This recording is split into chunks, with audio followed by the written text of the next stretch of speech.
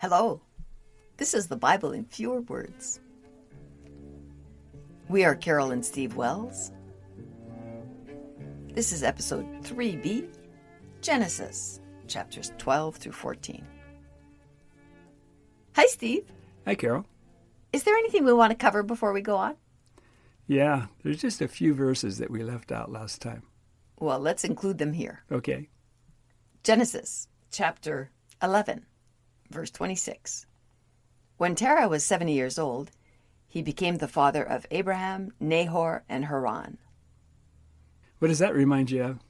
It reminds me of Noah having 3 kids in 1 year when he was very old. Yeah, Noah was 500 years old, and he had his first kids, 3 sons, Woo! in 1 year. Terah does something similar, but he's only 70. But he has 3 sons in 1 year, just like Noah. All right, verse 27. Haran, Lot's father, died before his father in Ur of Babylonia. Abraham's wife, Sarah, was barren. Terah, Abraham, Sarah, and Lot left Ur and traveled to Haran, where Terah died when he was 205 years old. He's kind of old. But the main thing here is we've got Lot, right, who's going to be with us for a while, an important character. Yes, and so it turns out Lot is Abraham's nephew. Yeah. Okay. And his father died before his dad. Yeah. And so the dad and Abraham and Lot and Sarah all left, and they went to this place called Haran, which is a little strange because it's the same name as Lot's dad. Right. Yeah, how about Nahor? Where is he going to hang out? Nahor stays there, and we'll see him later in coming episodes. Okay, great. So now we can move on to today's episode. That's right. All right. Chapter 12. God said to Abraham, "Leave your country for a land that I'll show you. I'll bless you and make your name great. I'll bless those that bless you and curse those that curse you." That's a strange thing for God to say to someone that he barely knows. I'm behind you all the way. Abraham is just some guy that's born somewhere around Mesopotamia. Somehow God knew about him being born, and he was going to take a special interest in him. Out of everyone on earth, he chose Abraham. Yeah. So he chose Abraham, and then he told him to leave where he was and to go to this other place, and then that whoever blesses him will be blessed, and whoever curses him will be cursed. That one person, if you bless them, you're blessed. If you curse them, you're cursed. Strange thing. It just shouldn't be that way. No. And God certainly shouldn't have that attitude about anyone. No. But he's God, so. So he'll get away with it. Yeah, I guess we'll have to let him do it. All right. Verse 4. When Abraham was 75 years old, he left Haran and traveled with Sarah and Lot to Canaan. So Sarah must be his wife. Yeah. Her name used to be Sarai, wasn't it? The Bible doesn't refer to Abraham as Abraham or to Sarah as Sarah. Oh, what was his name again? It's Abram. Abram. And Sarai. Okay. And I don't know why, but that's the way it is until just a certain point, and then he changes their names. Okay. Right now, we're going to call them Abraham and Sarah throughout, just to avoid confusion, and that's what everybody knows them as anyway. Okay, and tell us about Lot. Lot is Abraham's nephew. There's a place where he's introduced as the son of Abraham's brother. Why Lot went with Abraham and Sarah is one of the mysteries of the Bible, because he probably had other nephews and nieces and stuff, but he chose Lot. Maybe they were close.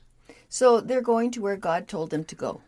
I don't know if he gave them the coordinates or what, but... And Abraham's kind of old. Yeah, 75 years old. Yeah. Mm-hmm.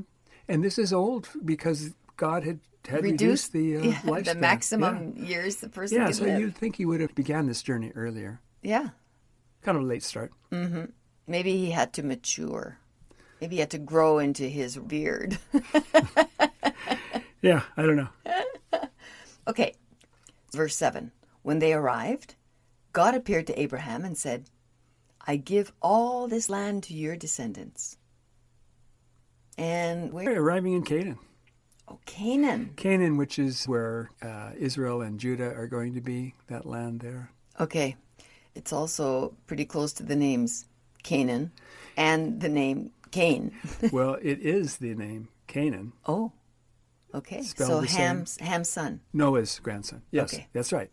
The guy that was cursed. Yes. And I guess Canaan is called Canaan because that's where Canaan and his descendants went. Oh, They're going to be the Canaanites, you know. Oh, yeah, yeah. So yeah, they're going to the land of Canaan. Okay. Verse 10. There was a famine in the land of Canaan, so Abraham and Sarah went to Egypt. As they approached Egypt, Abraham said to Sarah, You are a beautiful woman. That's like you talking to me every day, Steve. yeah. Therefore, the Egyptians will say, This is his wife. And they'll kill me, but keep you alive. So tell them you are my sister, so things will go well for me. Yeah. Was this a thing back then? Well, yeah, this is the first time that we're going to hear this she's my sister thing. But I'm wondering if Oh, if it was common to there kill... were so few beautiful, single, available women that others just went after other people's I wives. can't imagine it. She could still be a very beautiful woman at 65. That's certainly possible. Mm-hmm.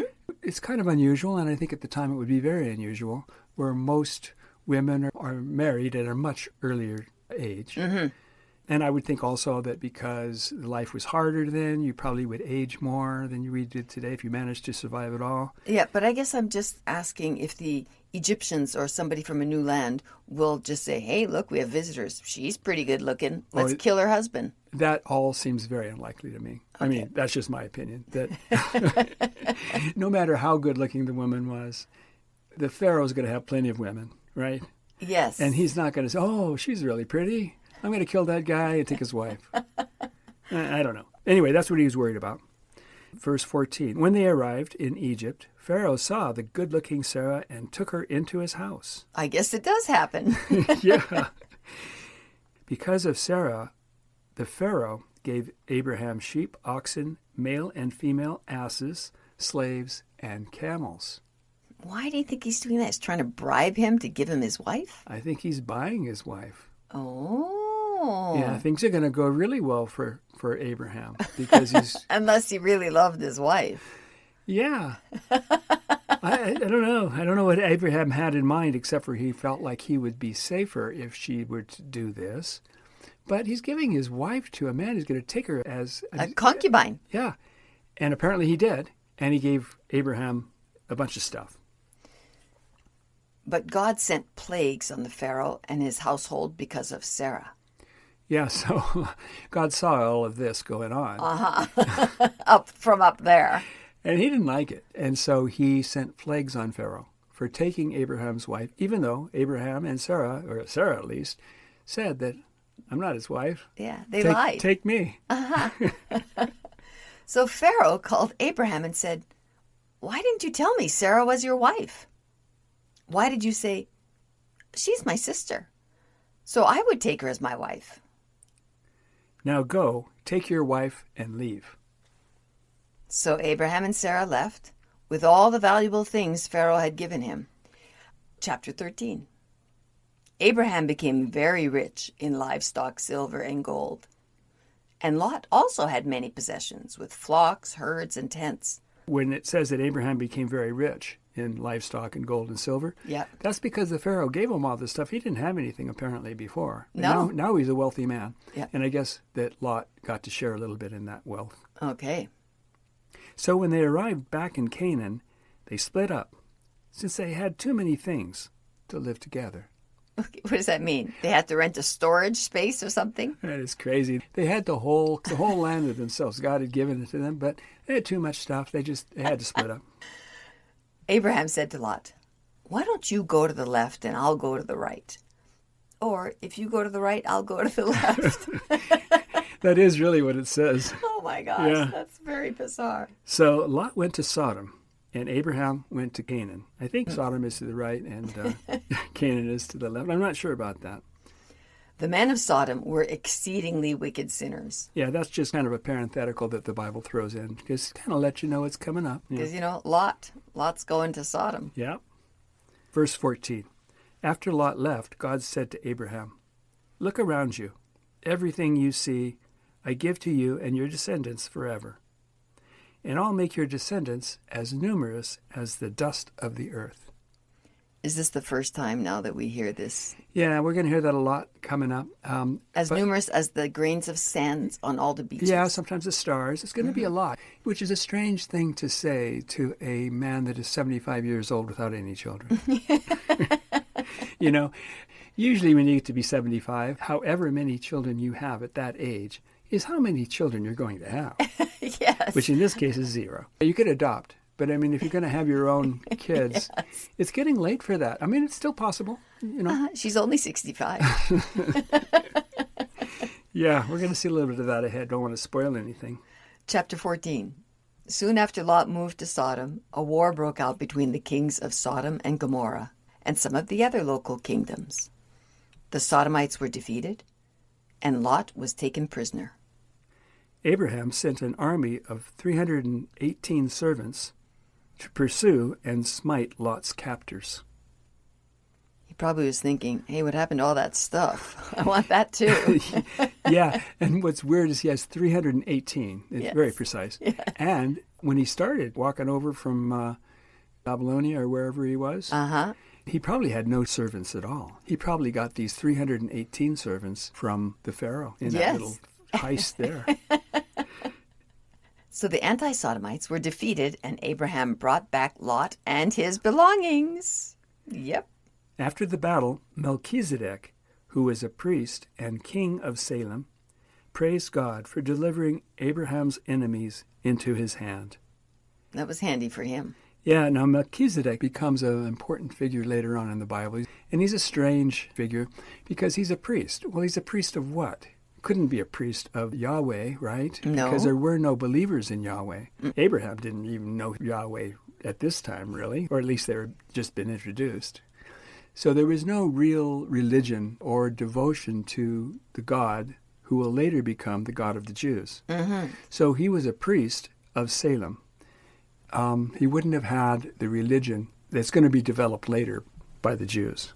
I guess what I'm saying is that he would be a priest of another God. Couldn't be Yahweh. No. Right. But it's implying here that he is a priest of Yahweh because otherwise he wouldn't be a good priest. And he is also a king of Salem. And Salem is just another name for Jerusalem. Oh, really? Yeah. I've never heard that before. Yeah. Verse 20. Abraham gave Melchizedek a tenth of all the spoils. Yeah, so that's kind of where tithing comes from. Oh.